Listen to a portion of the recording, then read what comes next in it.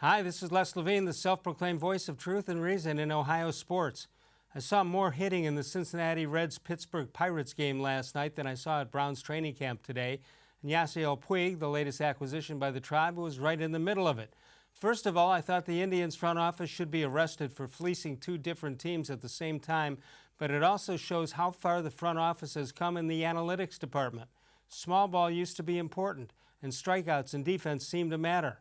The Indians added outfielders Puig with 22 home runs and franmil-reyes with 26, but if they're used as corner outfielders in the starting lineup, it may be the worst defensive outfield in baseball.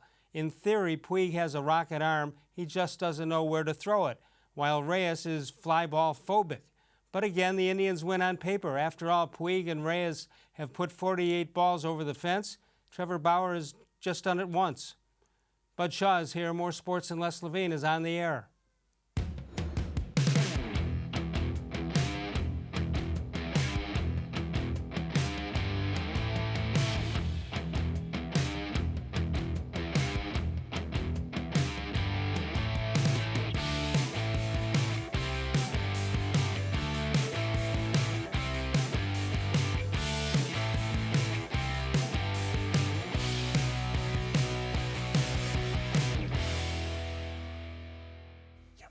From the worldwide headquarters of More Sports and Les-Levine, it is a Wednesday night. Good evening, everyone. Welcome once again to More Sports and Les-Levine into our 23rd year, soon to be 24, and exclusively on cleveland.com. Bud Shaw is here.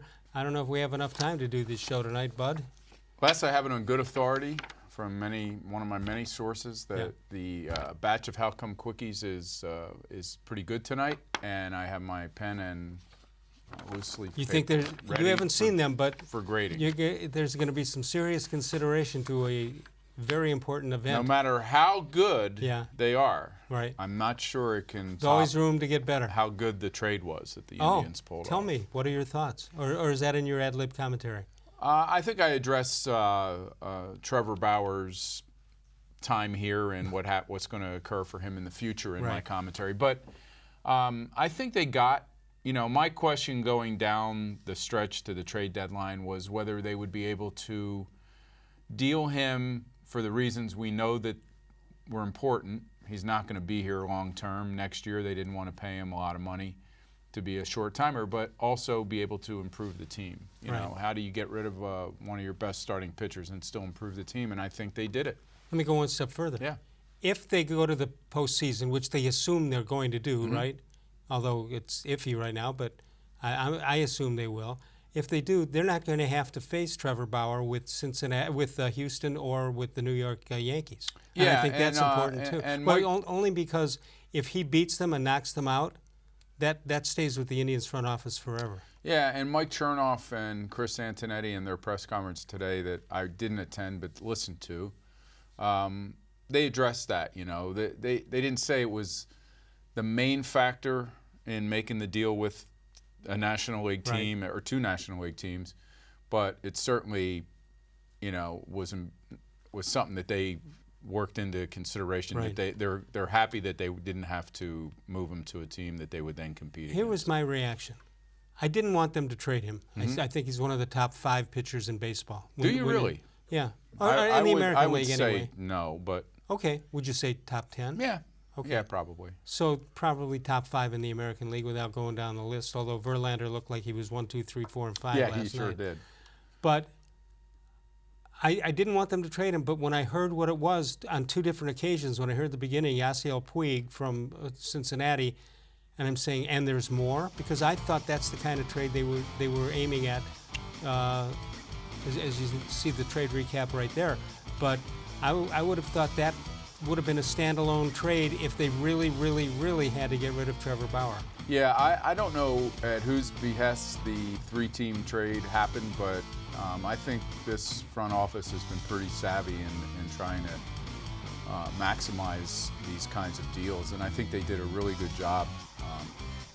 What I've been reading among baseball people is that the Indians knocked it out of the park, and that the Padres, they feel, did really well because this kid is a top 15 prospect. Yeah, I'm not sure what Cincinnati was thinking of that. When you see that trade with all the stuff involved, it makes you understand a little bit, or it should make you understand, how much goes into making a deal like this.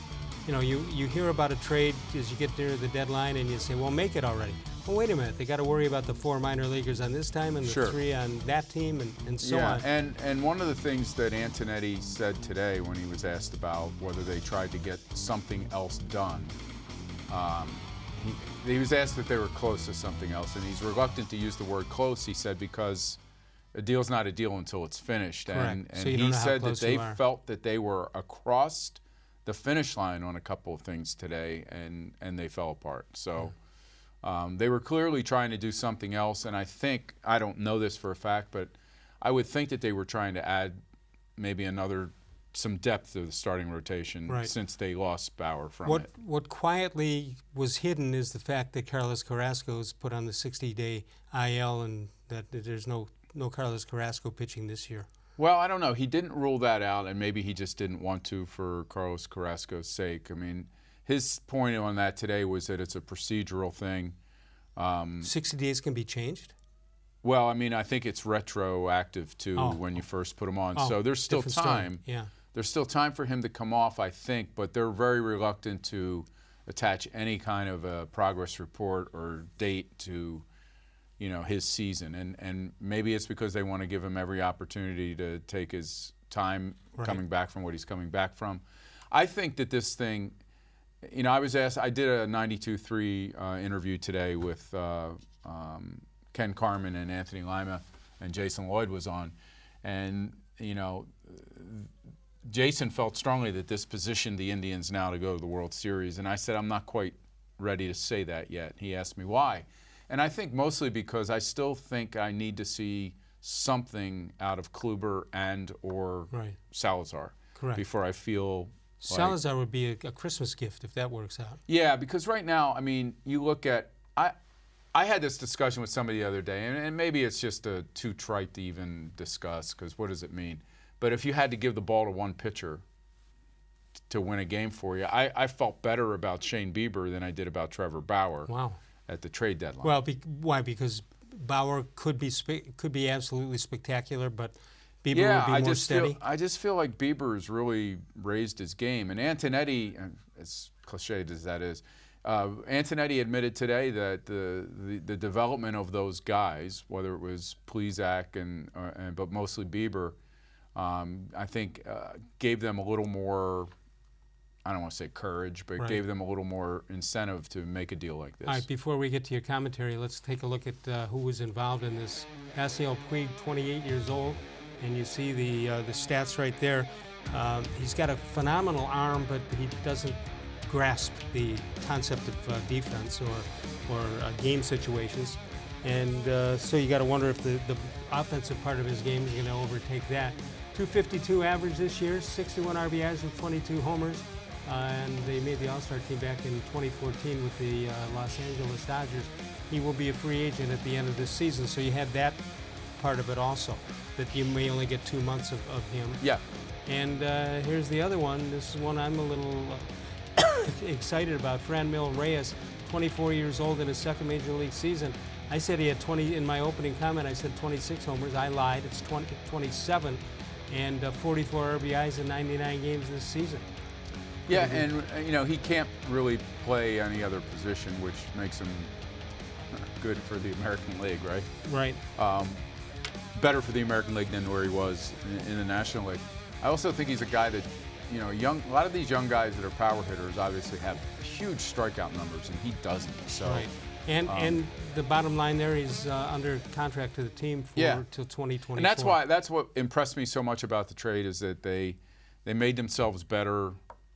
If all they were doing was selling off because they didn't think they had a chance to compete, then you would trade Bauer for somebody's top prospects, right? My guess is, though, they did save some money. I don't know. I saw someone, John Heyman, I think he's from MLB. I probably have that wrong. But I thought he posted something today saying that it was a wash. Oh. So if they did save something, it may not have been a tremendous amount of money. All right, we may have covered everything you're going to say in your ad-lib commentary, but let's hear it anyway. Make up some other stuff. Wait, there's more. Les, Trevor Bauer had a long stay in Cleveland compared to what comes next for him. His new team, the Reds, say they want to keep him beyond this season, but Bauer's insistence on only signing one-year deals might well change Cincinnati's mind. Bauer is a workhorse with excellent stuff. There will always be a market for him. And betting on his arm to remain healthy and on himself to maximize his talent might not be a bad strategy, but, and you know there's always a but with Bauer, settling in with the Indians took quite a lot of time for him. There were years when Terry Francona and Mickey Callaway thought they'd reached a middle ground between Bauer accepting their direction and going elsewhere for pitching advice, only to find out he was spending the offseason immersed in the physics of his pitches again. It took him as long to trust them, too. It'll be interesting to see where Bauer is in 5 years. For now, the Indians got a good return on their Bauer investment, and they traded him to a team that can't keep them from reaching the World Series. The guess is he'll just have a chance or two to haunt them before it's all over. And we know that, you know, we laugh about that Ohio Cup, right? Right. When they play. But he'll end up with American League teams before his career's over if he's going to keep signing these one-year deals. Yeah. Well, he could win, you know, a lot of exhibition games. Down in Goodyear, he's going to. 216-575-0403 is the number to call. Plenty of time for you to get that call in. We want to find out your reaction. I said my immediate thought, not thinking it out, but it turned out I think it's still right. I wrote or tweeted out that I think this is the biggest in-season trade the Indians have ever made. I mean, the Calavito for Keene thing was before the season started, a couple days before. When was the Sizemore Cologne deal made? In season? I believe so. Yeah, I believe so, because I thought Montreal was sort of going for it at that time, right? Yeah, it could be right. I'd have to check that. But yeah, I guess you make a good point. I mean, in other times when they've brought in Andrew Miller and Brad Hand, they basically traded prospects for those guys, and exactly. that didn't impact their chances of winning a division. You can follow us on Facebook. Go to facebook.com/more-sports-and-les-levine. New content posted every day. We've got plenty of comments from you that we'll get to a little bit later. You can follow us on Facebook and the voicemail of Truth and Reason. That comes your way all the time. If you can't get into the show between 6 and 7 p.m. Eastern Time, call us anytime and leave a message, 216-200-6650, 216-200-6650. When we come back, we'll get the fan reaction to that big trade as the Indians going for they were buyers, they were not sellers, right? They did a little of both, didn't they? A little of both. I think if you had to grade them, I think you said they were buyers. Let's take a break. We'll come on back in a moment. More Sports and Les Levine continues exclusively on cleveland.com.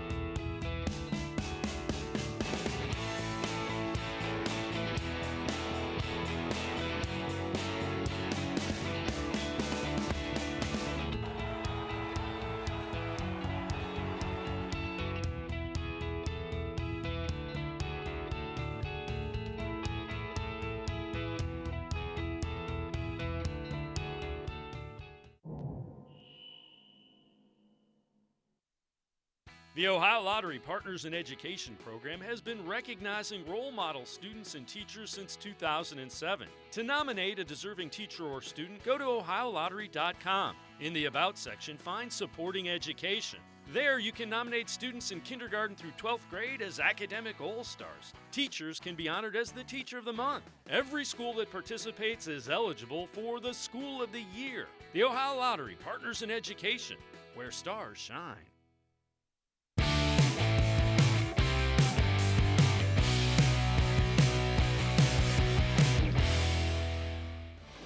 Let's take a look at the birthdays for today, the 31st of July. Doug Adich, in 1947.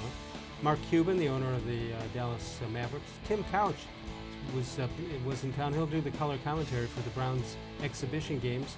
Born in 1977, DeMarcus Ware, A.J. Green, and Jose Fernandez, all born on the 31st of July. 216-575-0403. This date in sports history, July 31st, 1963, the Indians hit 4 consecutive home runs. Number 8 hitter Woody Held hits a 2-run homer off Paul Foytak of the Tigers. He then gives up homers to pitcher Pedro Ramos. The top of the order comes up and continues the assault when the real Tito Francona hit one out, followed by shortstop Larry Brown. You think that's his Twitter handle, the real Tito Francona? Well, I doubt it. Yes, I know. But would it have been his? I mean, we only knew him as Tito Francona.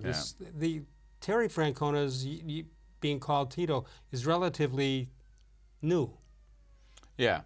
I don't think everybody called him Tito. The first time I ever met Terry Francona was in spring training a number of years ago, and someone told him that I was from Philadelphia originally, and his response was, "Oh, please don't hold my time as Phillies manager against me." So, you know, he's obviously a very player-friendly. Yes. And that sometimes gets misconstrued to being easy on players, to not being demanding. I think we saw when he walked out to the mound the other day, if you can read lips, you know exactly what he said to Trevor Bauer. Yeah. And then today in an interview, I only heard the clip on radio, so I don't know the full context. But he was asked about that incident, and he said that he had told, when he talked to the front office, he expressed concern about how that would impact the team. Now, everybody else thinks, oh, Trevor was just showing how competitive he is. Come on. Do you really think Corey-Kluber's not competitive and Mike-Clevinger's not competitive and all these other pitchers are not competitive because they don't throw the ball over the center field wall? Right. Most of them do the common sense thing. They smash the water cooler. Yeah, right. Or, you know, or they come back better the next time, or however they internalize it. Do you think Tito just didn't want to deal with it? I don't think he went in there and said, hey, trade this guy, because I just think when they brought the incident up, he thought that there could be some impact on the team. And it was interesting to hear, because our understanding is that, you know, Bauer immediately recognized his mistake, that he apologized to the team, he stood up in front of the press and apologized, and that should have cleared the air. But maybe we don't know half of what happens between players. Am I correct? Between players. Did the TV not show what happened before when he threw the ball against the backstop? Yes. They did show it. No, they did. Not that I saw. Yeah, I didn't see it either. I didn't see that in real time, and I don't think even that. I talked to somebody with the Indians yesterday, and they said that Jim Rosenhaus was doing the radio, right, and had looked down at his scorecard and didn't see the actual throw to center field, and that Hamilton had to then bring that to his attention. So if Tom wasn't in the booth at the time, nobody listening to the radio would have known. All of it happened kind of fast, and you certainly aren't. You know, if you're sitting there and you're looking down at like who's coming in and who they're going to be facing, and you're checking your numbers, you don't expect the guy to do anything other than hand the ball to his manager. You know what I thought was, there hasn't been any play on this, that Bauer, when he did what he did and realized he made a mistake, he put his hand on Francona's shoulder, which I assume he was apologizing. Yeah, right? I can only assume he was saying but that's still not a good look either. No, and Francona's pointing to get your butt in the dugout is basically what he's saying. All right, we've got, as you know, the voicemail of Truth and Reason, and Ron chipped in, as he does quite often. Let's hear what Ron from Fremont has to say. Hi, Les. This is Ron Bauer. Hey, Les. Wow, the Cleveland Indians management. When I called you Monday and said, because of our pitching staff, the window of opportunity was now to win it all, internally, I still had my doubt that the Indians management could get anything done, but they came through. Congratulations. Now it's up to the players to get very serious and accomplish the ultimate, World Series champions. All right, it's a good point Ron brings up. However, you and I were talking during the break that of the trade deals, the team that probably pushed themselves better or to move in a better position would be the Houston Astros in getting Zach Greinke. And now I think that makes them the favorites over the New York Yankees in the American League. You think Houston is the favorite? What did I say? Yeah, I just wanted to make Houston. sure you weren't saying that. Yeah, no, Houston. Yeah, I agree with you. You know, that deal apparently wasn't even broached until Tuesday, according to some of the MLB writers online. Right. And to have that turn around in a day's time and add that kind of a pitcher to what is already a talented team and a staff. I mean, Verlander looked like the old Justin Verlander the other day, last night, and it's they're going to be really, really difficult to deal with. And Bieber giving up only 2 runs in 7 innings to that offense. That lineup is nonstop. I get the impression that you would have handed the ball to Bauer if you needed a win. You mean before this weekend? Before the trade deadline, sure. Probably. Yeah, no, I feel really good about where Bieber is right now, and I realize it's new to him. He's a young guy, but he's the guy that seems more mature for his years, and no one's ever said that about Trevor Bauer. Yeah, I would agree with that. All right, so we asked our Facebook people what they thought of the Trevor Bauer trade. A lot of interesting responses to that one. Let's take a look at what Kevin Malone has to say. Let's hope that Lindor, Jose, and company get Puig on board. He said the right things, and he'll love Tito's clubhouse, and they can try to sign him after the season. He's much better than what they had. Dennis Percy, we should have kept Edwin and Brantley. Bauer is a stud pitcher, we still had control over him, sort of. The kind of pitcher who should be our ace. Rick May says after the incident in Kansas City, it was one probably needed to be made, the trade. Puig could end up being a rental, but after the Pier 6 brawl last night against the Pirates, he has probably earned the reputation of many Browns fans. He seems to detest Pittsburgh as much as we do. Andy Mees says, great move by the front office, adding an area or trading an area with great depth, barring injuries, to address glaring weaknesses. This gives the Indians much protection, both Slam Tana and J-Ram, who have been lacking for most of the season. I don't know about that. Santana's been terrific. Doug can't pronounce that name. I'll give it a try. Uito. I have a lot of faith in the Indians front office. The Reds have to be happy too. Former Indians Sean Casey and Brandon Phillips did very well for them. Ted Moon, unsurprisingly, our front office hit a grand slam over the center field fence. Wish he and his drone well, considering that he had a major what? Role in our World Series defeat. Aaron Wood says, I like it. I think it's what the Indians needed. Gregory Mees says, go Salazar.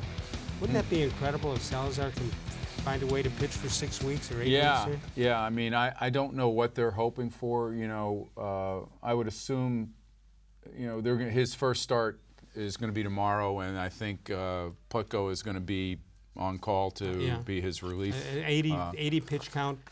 Could be earlier than that. So we know from past Salazar appearances, 80 pitches could be third inning or who knows what. But if they could get something out, and I don't know at what point Kluber has to come back so that they can count on him for more than 4 or 5 innings. I'm just as making a starter. up a date. How about September 10th? Would you be content? I mean, do you think that's enough time for him to build up himself as a dependable starter over the month of September? No, I just fear that the snap of his arm with that breaking ball that he has. But if the doctors clear it, they clear it. Yeah. But it's got to be in his head. I still think they're going to need something from one of those two guys to be a World Series team this year. I would agree with that. The Puig Bauer trade, not the only one going on in Major League Baseball over the last couple of days. Let's take a look at some of the other trades around the league. Astros acquire Zach Greinke, Aaron Sanchez, and Joe Biagini. And the Cubs, this is the guy I wanted, Nick Castellanos. He'll go to the Cubs from the Tigers. Rays acquire former Indian Jesus Aguilar. That's the poster boy for Indians giving up guys who came back and had a great year. Apparently not so great now. The Brewers acquire Drew Pomeranz, former #1 pick of the Indians. That coming from the Giants. More to come. The A's acquired Tanner Rourke from the Reds. Reds were busy yesterday. The Braves acquire Shane Green from Detroit, and the Phillies get Corey Dickerson from the Pittsburgh Pirates. You know, getting back to Puig, you know, a couple of those Facebook comments were, well, maybe he'll sign. I don't think there's any chance he's going to be. I don't think they're going to pay him at $15 million a year to stay. Cincinnati to go stay for in Bauer? Cleveland. Oh, Puig to stay here? Yeah, I think Puig's a 2-month rental, and I think that's going to be it. Does that change your thought on the trade? No, because to me, Bauer, you know, you're only going to have Bauer for a couple more months too, because there's no way they're going to go and pay him that kind of money next year, knowing he's going to be a 1-year player here. So Puig, I think, is a guy that obviously has had some issues. He came out when he got traded to Cincinnati and said he hadn't put out as much effort as he could have in the L.A. the last couple of years. It's not something you ever want to hear a guy say. I wonder why he would say it, even if it was true. Yeah. 216-575-0403 is the number to call. You can email us during the show at real-les-levine@gmail.com. Northfield Park is your place to go. A lot of stuff happening in the month of August at Northfield Park. Catch the excitement of live harness racing every Monday, Wednesday, Friday, as well as Saturday evenings with the post time of 6 p.m., but they open at noon all day, every day for simulcast action.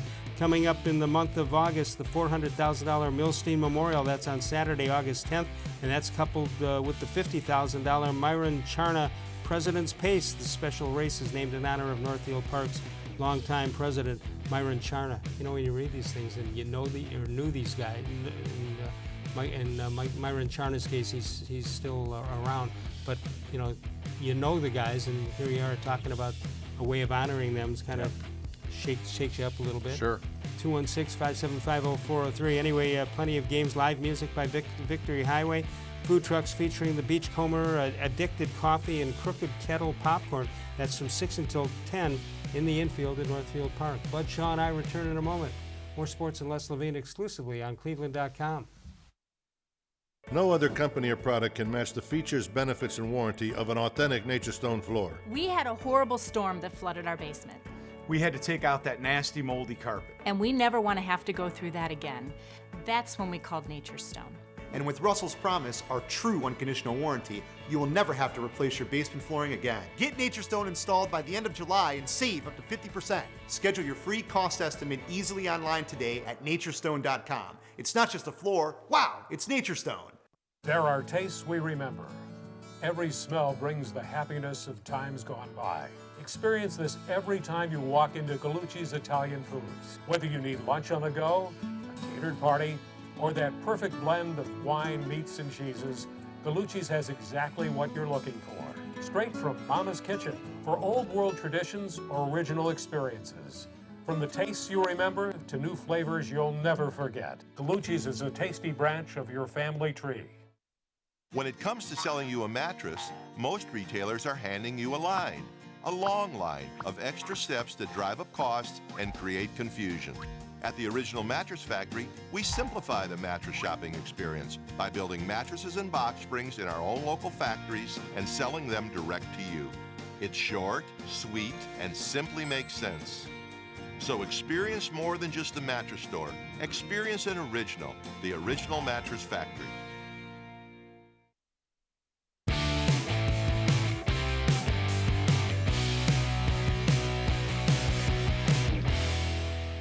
But it's time for a How Come Quickie. How come now we know why Trevor Bauer thinks it's a good idea to have netting installed throughout the entire stadium?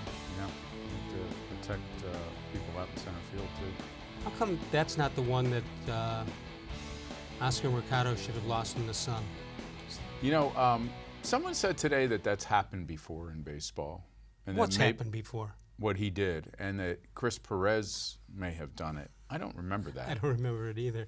I mean, I've seen have people only one throw memory it up of the backstop, high Yeah. up the backstop, but I haven't seen that before. You know, the more I think about it, I think there's something to it. The only thing I really remember about Perez was this, whatever he had delivered to his dog.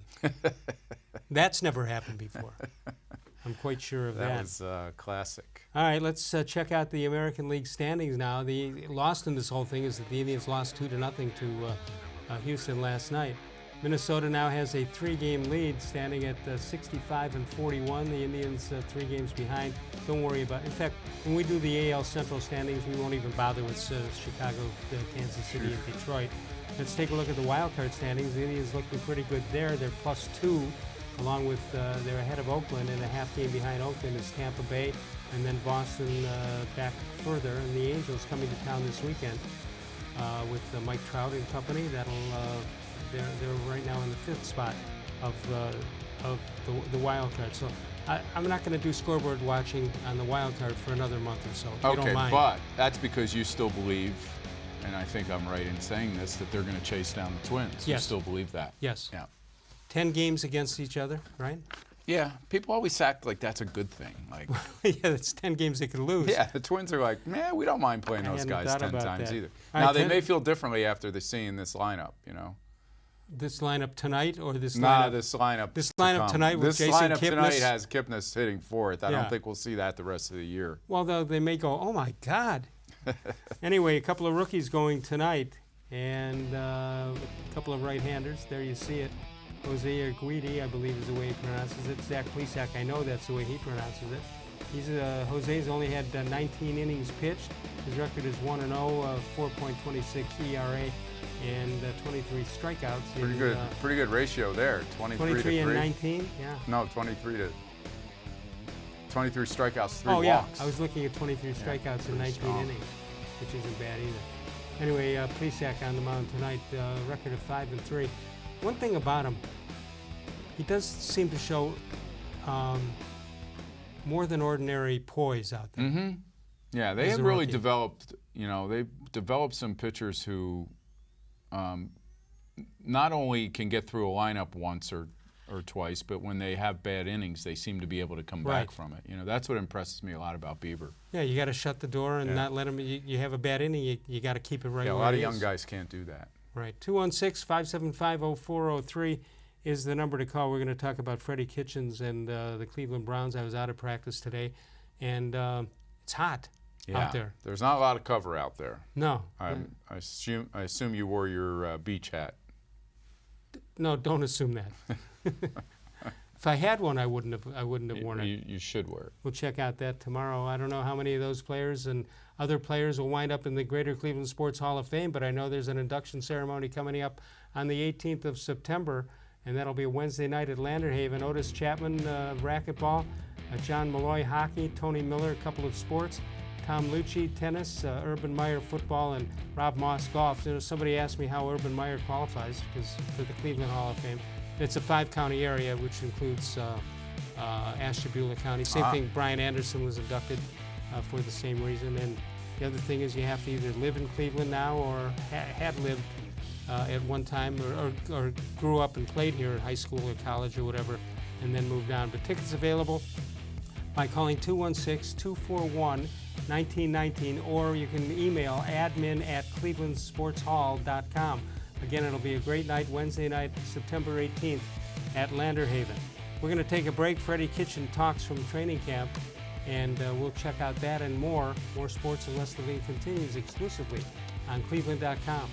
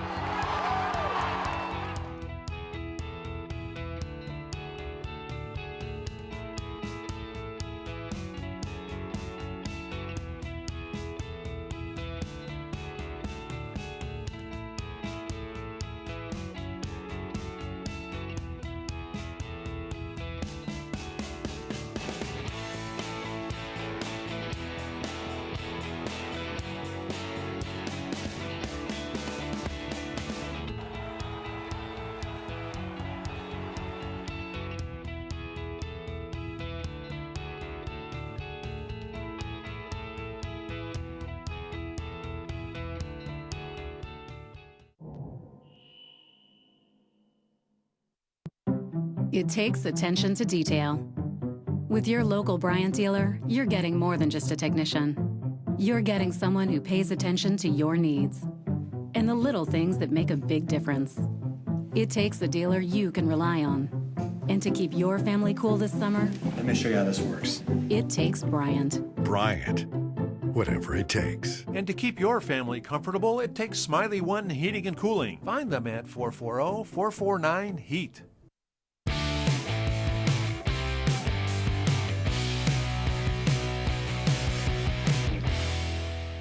Well, I wouldn't expect anything other than him finish.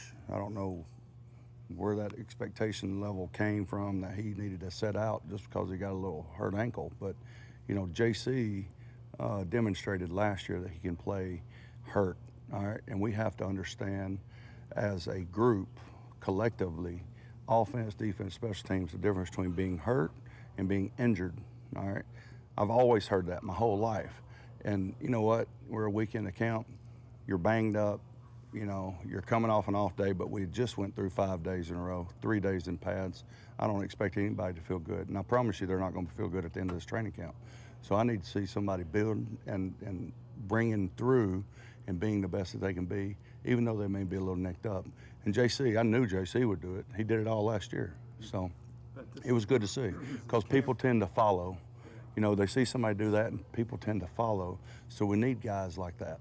I'm just saying, doing it during the course of the season is one thing. During it on the 6th day of training camp, Yeah. not wired any other way. Yeah, I hope not. I don't want people wired any other way. And I want to see what we're going to get in the season. I want to see on the field. I mean, we ain't done anything. What season? Last year when we were 7-8-1? Hell, that ain't. What is that? That's like barely just enough to talk about it for the next year. That's what that is. What do you need to see from Antonio Callaway for him to kind of get to the level that you want him to be at? What are some of the things he needs to do for you? You know, he needs to keep getting better. You know, he needs to keep deciphering the coverages and his reads accordingly. And he needs to be consistent catching the ball and running routes. And he'll get to where he's wanting to go. Are you kind of making him earn his way back up the depth chart a little? Because sometimes we see, even when Odell's out or Jarvis is out, he's still not with the first team. Yeah, I mean, I think everybody understands who our starting receivers are, okay? But everybody else is competing, and I mean that from the bottom of my heart. I mean, I don't know. We have not got one depth chart in our room anywhere. So I don't care who's in there. I just want them competing. I don't care if you have 3 wide receivers Baker's never thrown to, or Jarvis and Odell and Higg and Callaway. I don't care. I just want to see what they can do. I want to see what the quarterback can do. I want to see what the line can do. I want everybody competing. I don't want them worried about a depth chart, because let me tell you something. They're not only competing against the guys on this field, they're competing against guys all around the league. So don't mistake that for, our depth chart. We don't have a depth chart right now. All right, a couple of things before we get into this. Number one, Smiley One, you saw the commercial before. We've had 3 people from our company here in the last week or 2 that needed services from them. They handled it, couldn't be happier. Terrific job, price is right, and thanks to Smiley One for doing that. All right, Freddie-Kitchens, a couple of observations. Mm-hmm. Number one, he has handled the PR side of it, the interviews and all that. He doesn't view it as a distraction. He views it as part of the game, and he plays along with it. Mm-hmm. And he's really grown already in a couple of weeks. Mm-hmm. The off season now is a couple of weeks. Number two, he legitimately, unlike some people, and I'm not going to name names, he legitimately seems like a nice guy. Mm-hmm. Yeah. And no, he hasn't been asked to explain a call in the 4th quarter of a loss. Yeah, like clock management. Yeah. Like where somebody like would someone, take him on. Yeah, someone in the media will question him on those things. But at this point, yeah. Usually there's a point, and maybe this is going to happen. It's either game 1, game 6, game 9, where every Browns coach since 1999 has had that look on his face like, how did that happen? I've never seen that before, and no wonder they can't win here in Cleveland. Yeah. I don't see that happening. I don't see that. I think his personality is part of the reason why he's in this position. Mm-hmm. Like, they got to see it last year when he got ascended to coordinator. They got to see how players reacted to him. We know that there are a couple of stories that are pretty well founded of him, addressing things with players that they might not have wanted to hear. So right. I don't think he's a guy who's going to walk gingerly around egos in the locker room. Right. I don't think and he'll he go out of has his way to antagonize those. No, but he has some for a first-year coach. And he coach. does, absolutely. Usually a first-year coach is coaching a team because they weren't very good and they didn't have much talent. Well, there's talent here this year. There certainly is. Let's go to Dan, who's in Hubbard. Dan, good evening. How are you? Good evening. How are you guys? Good. Good, Dan. Good. Bud, I haven't talked to you in a long, long time. Good to hear from How you. you doing? Question. Now, hold on. That was so Who insincere. goes on this team now with these 2 new guys coming in, Reyes and Wade? What was the first part of that Who question? gets sent down, or who's off? we're Well, not doing it going. they had to make room on that 40-man roster for these guys. So that's why you heard about Carrasco going on to the 60-day DL. That means he's off the 40-man roster. They also designated that Eric Stamets, who was starting second baseman, right, or shortstop. I can't remember when the season Middle opened. of each. So. Oh yeah, he filled in for. But to your question, like, what does this mean for the guys who've been here this year? On the 25 the roster. Yeah, I think you're going to probably. I might be wrong, but I think you're probably going to see Jake Bowers go back down at some point. It could affect Naquin, who's been sort of injury prone. But I haven't heard that yet. Both of these guys are reporting here late tonight, and there will be more transactions announced tomorrow morning, no doubt. Do they leave tickets for them at the gate? I think they probably have somebody go to the airport and bring them here. Yeah. What are they going to do with Greg Allen? Yeah, that's another guy, that probably will end up going back to Columbus. And I know people don't like. I know friends of mine who are big Greg Allen fans, believe it or not. They think he brings a certain amount of speed. You're making a face. Les is making a face. No, you're right. He does bring speed. That he brings a certain element to this team. But I think those are guys. I think their concern, and they may not have answered it with a 24-year-old guy. I get that, who's so new to things. But I think their concern was, do they trust what they've seen against in this soft part of the schedule? Do they trust that Naquin's going to be there in October? Do they trust that Mercado can continue to grow and be a guy they can count on in October? And that's why I think they felt it really was necessary to bring a guy like Puig in, who's got some experience and power, and also a second bat with power. Here's something else that happens with this team, and we've seen it as fans of the team or people who watch the team. These players should know, all right, it's a demotion right now, but hang in there because what comes around goes around, and guys get called up, especially in this organization. I think you see it an awful lot more here than you do in most other places. Yeah, I just don't think they felt real confident. I mean, look at this outfield when the season started, right? So it's not like it's been remade into something dependable and championship caliber. Am I right that Hanley Ramirez was opening day?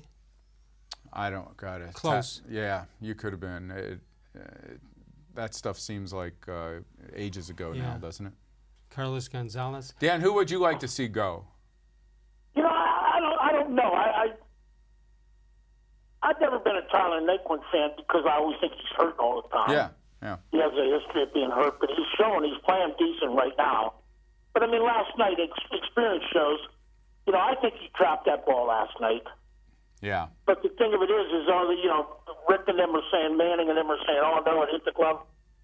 He showed it by getting up and throwing the ball. If he's going to say he caught it, he showed himself that he thought he trapped it. Yeah. That's experience to me. Inexperience, I guess, the word is. But I don't know. Bowers hasn't been playing and doing much anyways. Right. He's better first baseman than he is an outfielder. All right, I Dan. personally think he is. Dan, we got to move on. Don't be a stranger. I got one more question now, and this is for both you guys. Are you glad that Bauer's gone? I don't really have any strong feelings one way or the other. I mean, just as a baseball trade, I think it was a really good trade for the Indians. I didn't like some of his antics and some of the things that I'd seen him do and say in the clubhouse, but his teammates finally seemed to accept him. And when I hear Mike-Clevinger and Plesac and some of these guys talk, they felt like he had a good influence on them as young pitchers. So maybe there was more there than I give him credit for. And unlike Bud, if you had to give the guy the ball to one guy, he would have been my guy. But on the other hand, I've come around on this trade, and I think it's... I have one question. Well, how do you think the guys like Mercado, a young kid, and Freeman felt the other day when he did that? To me, he showed them up because those two played, Oh, I think they're so consumed with being in the big leagues and staying in the big leagues. That's a blip on the whole thing. Well, but I think your point, Dan, is I think what you're saying is sort of gets at what I quoted Francona saying, which is that he felt that it could negatively impact the team, what Bauer did. All right, we got to go, Dan. Thanks so much for the call. 216-575-0403 is the number to call. Stick around because we've got some great How Come Quickies set in. In the meantime, we've got a great place where I'm going for lunch tomorrow at about 1:15. You can join me if you like. Sokolowski's University Inn, Cleveland's oldest family-owned and operated restaurant, located in Tremont, 5 minutes out of downtown. Go across the bridge, swing under the Abbey Avenue exit bridge. That's where you're going to find it. The winner of the James Beard Foundation Award, only 5 in the country get it each and every year. Sokolowski's University Inn won it 3-4 years ago. To my knowledge, the only restaurant in the city of Cleveland that has ever won the James Beard Foundation Award. We'll come on back. We'll hear from Baker-Mayfield. We'll hear from you. More Sports and Les-Levine continues exclusively on cleveland.com.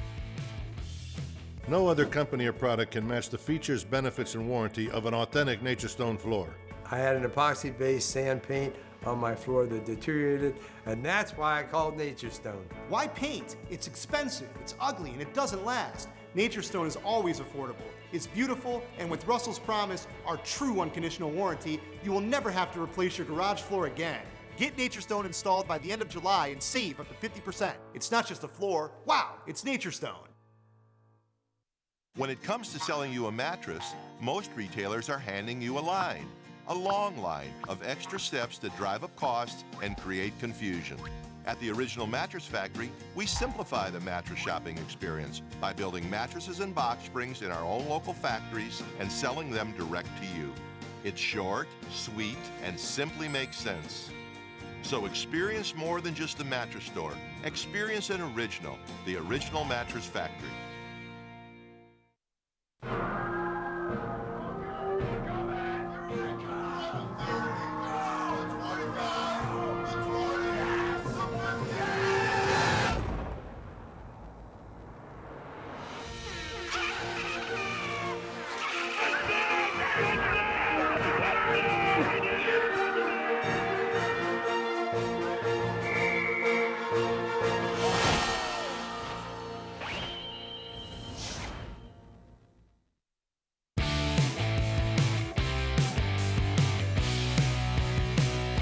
It's not just the arrival of Odell, it's just the, obviously he brings his own media fame and everything like that, but it's also the talent level that we added with him and all the other defensive players as well. It's every guy we brought in here to win.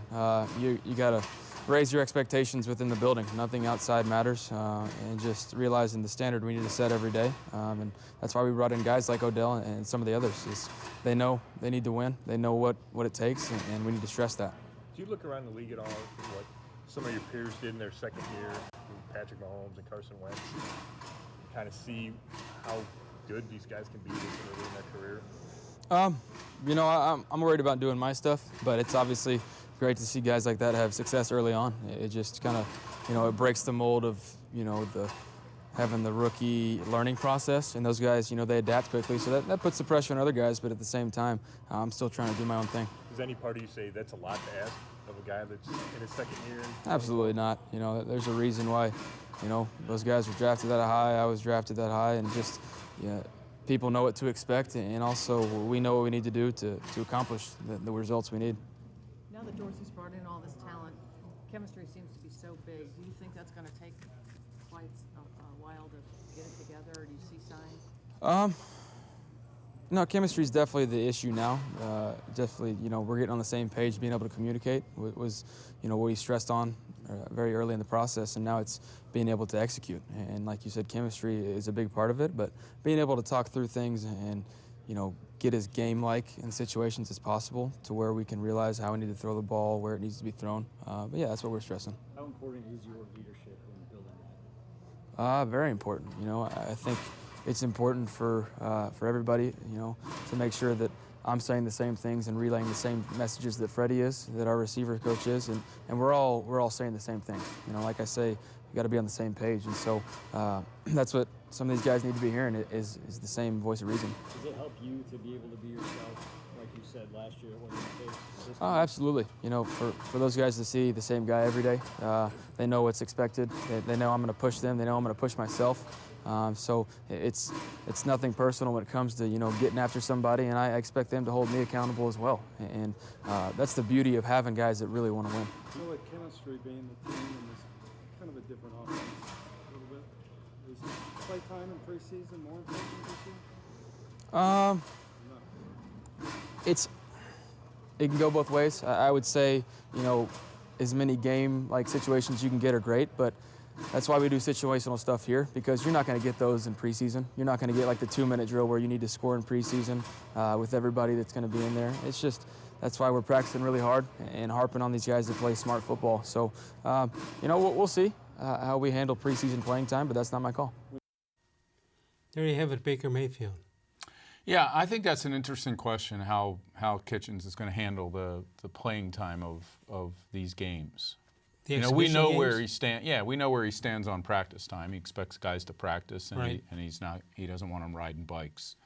But I think when he gets down to it, what are you going to do? Are you going to play Beckham the way you would normally play a wide receiver? I doubt it, but he did say something about his players are going to be sore once the exhibition season is over, ready for the I hope start that of the regular season. I mean, I just have seen too many Browns coaches go into the season opener with a team that doesn't look like it's ready to hit the ground running. And you know, you have time off after that third game, right? You don't have to play the starters in the fourth game.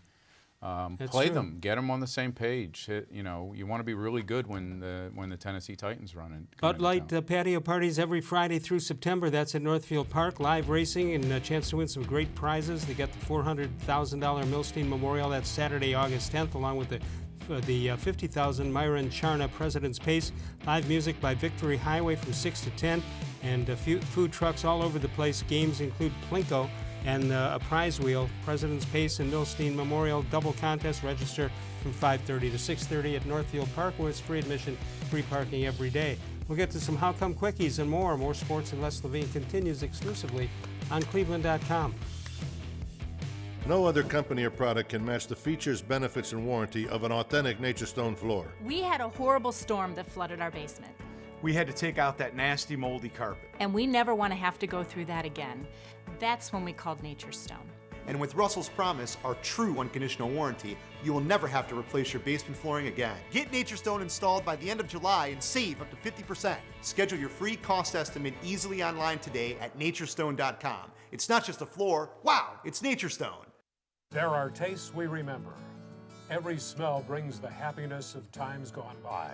Experience this every time you walk into Gallucci's Italian Foods. Whether you need lunch on the go, a catered party, or that perfect blend of wine, meats, and cheeses, Gallucci's has exactly what you're looking for. Straight from Mama's Kitchen for old world traditions or original experiences. From the tastes you remember to new flavors you'll never forget, Gallucci's is a tasty branch of your family tree. The Ohio Lottery Partners in Education program has been recognizing role model students and teachers since 2007. To nominate a deserving teacher or student, go to ohiolottery.com. In the About section, find Supporting Education. There, you can nominate students in kindergarten through 12th grade as academic all-stars. Teachers can be honored as the Teacher of the Month. Every school that participates is eligible for the School of the Year. The Ohio Lottery Partners in Education, where stars shine.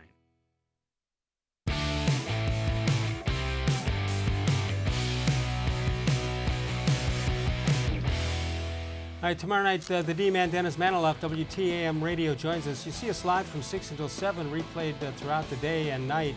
And that 6 to 7, that is Eastern Time. You can also follow us on Facebook, facebook.com/more-sports-and-les-levine, with new content posted each and every day. This date in Les-Levine history. Les thinks the Olympic Governing Committee for 2020 should add the baseball toss to the schedule of events. That date in history is today. Yes. Oh, yeah, it is today. Yeah. Might have written it yesterday, though. So, listen, you want to take a look at the starting lineup for the Indians on opening day at Minnesota? Well, it would be instructive, because not only because we know what it's going to be much better tomorrow when Puig and Reyes are here, but we kind of lost track of who was in that. Yeah, how about when they show the history of the Cleveland Indians? And back in 2019, here was our starting lineup. And that includes, they only got 2 hits that day. Leonis Martin and Brad Miller. You had Brad Miller and Stamets in the same lineup on opening day. Yep, along with Jake Bowers in left field, and you were correct. Hanley Ramirez was the DH. And this team lost the opening day? Shut out, I believe, for some odd reason. Brad Miller. Somehow. For To establish history here, he's the guy who said they don't want good players around here. Well, that's when they got rid of him, yeah. I don't know if he's caught on with anyone All yet. right, a couple of how come quickies to get to. Mitch in Kent. That's a new one. How come, no, he's had some before. How come we use glass jars for canning? And wouldn't that be uncanny? Okay, I could have done without that last. Did you throw in the uncanny or did he? He did. All right, wait a second. And then he's got one I just can't use. I mean, it's cute, but I can't use it. 8-5. 8-5. Again, because I don't like puns, I downgraded that one. Right. He tells me that there's that famous quote from former Indians manager Alvin Dark, who's manager of the San Francisco Giants. 1962, he said there's going to be a man on the moon before Gaylord Perry hits a homer. 20 minutes after Neil Armstrong sets foot on the moon, Perry hits his first home run. They're called quickies, sir. That's true. Big Ed. We had Big Ed before. Big Ed. How come Tarzan doesn't have a beard? I have often wondered that. Where does he shave? Maybe those bamboo. Continuing on with the cinematic portion of the show, Big Ed says, how come they called him the Lone Ranger when he had a friend called Tonto? What do you got? Yeah, okay. I'm still in the eight range. He was a ranger. Tonto was just a sidekick. It wasn't like he was a Tonto Kimosabe. was also a ranger. Right. All right. Did they get Raymond. better? Yes. Raymond says, everyone likes Raymond. How come in typing class there are two types of people, the ones who can type and the ones who can't type? Now they get better because Mr. Gullible has checked in for Well, this. I got to say, it's almost a given that they're going to get better. Mr. Gullible on his nationwide tour, he's sending this in from the Pacific Coast Highway in California. How come a dictionary on drugs is high definition? How come a dictionary on drugs is high definition? Is high definition. Okay. Yes. All right. How come when some clown opened a door for me this morning, I thought it was a nice gesture? Yeah, that's another one. I heard people laughing back in the control room on that. I'll give it 9.0. All right, Bud, John Patrick recognizes that you were here today, so he says, here's one for No Pun Wednesday. How come when the circus clown died, all of his friends came to the funeral in one car? Come on. All right. Oh, that's the highest that is I've so given close. in a long time. That is so close. I like that one. See, for those who don't know, See? you have the car and they all come out. Yeah, the clown car. They Yeah. all just keep tumbling out of Right. it. Yeah. It's like an endless. I'm just afraid because of I hate politically to have to correctness. Can I say clowns? Yeah, in the circus, right? Yeah. Well, I'm saying it, whether I can or I can't. That's a politically incorrect term. Apparently, everything is. Oh, come on now. Would you like to be a comedian starting out today? Could a comedian ever become Depends good? on whether they want to be on TV or just in a club. I think you can get away with a lot more in a club. Hadn't thought of that. Now that I think about it, in my life, I haven't thought about a lot of things. I wrote a song, Raindrops Keep Falling on My Shoulders. I just missed. And then I had the patent for 6-up. Missed it by that much. Anything you'd like to add in the next 32 seconds? You and Maxwell Smart. The Browns are putting a statue up for autogram. You okay with that? Yeah, absolutely okay with that. Me too. I mean, I don't think it's a generational thing. Just look at the his guy. record. I mean, you may not have seen him play or appreciate, Right. but look at his record. Look what he did. Yeah, 10 straight I don't know championship why games. it took this long. I'll say Right. that. Maybe you have some inside information. I don't know, but the other one is Clay Matthews is going to be honored on the Ring of Honor. Ring of Honor, and I believe he's the only one who's not in the Hall of Fame. So if you're going to pick a Browns player to be honored who's not in the Hall of Fame, would he be your first choice? Now, he had a long career, 17, 18 years. I've got to defer to you on that because by the time I came to town in '91, Right. his career here was No, over. he was done by that time, but he was a terrific player and played 18 or 19 years. You'd have to give it consideration. I hadn't given it thought to who else it should be, but it just seems to. What do you have? 12 or 13 Hall of Famers. Yeah. It'll be part of the Sunday night ceremony in the game against the Rams here. I believe his son is still playing for the Rams.